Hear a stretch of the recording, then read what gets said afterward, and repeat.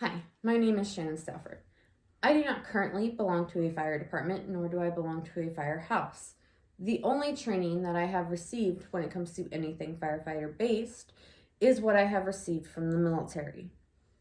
I was in the United States Navy for just shy of 5 years, and during my time, I did receive a lot of firefighter training when it comes to damage control, especially being on as small of a ship as I was on with a crew of only maybe about 50 people.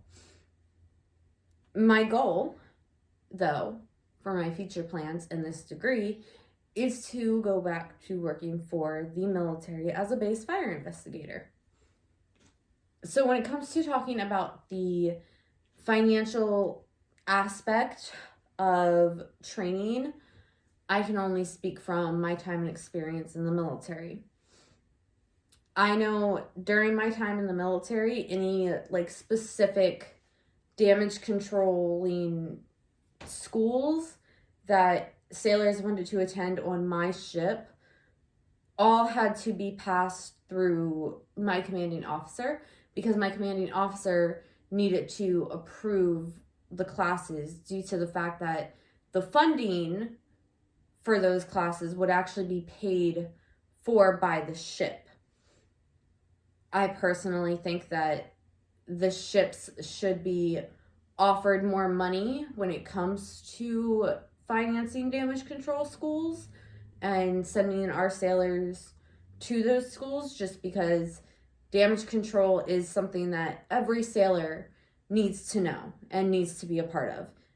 Because when you're on a ship and you're out in the middle of the ocean, only you can rely on each other to protect the ship.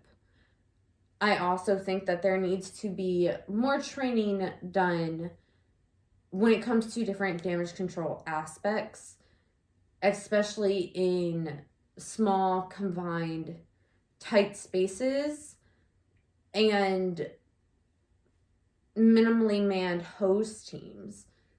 Because again, I can only speak from my time in the Navy and the ship that I was on, being a small crew, being a small command. We didn't have that many people.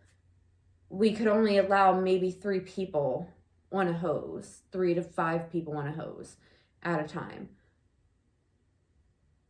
I think maybe the Navy should also consider not lowering crew levels and adding more sailors to smaller ships, just to be able to provide more of that manding that is needed for smaller training.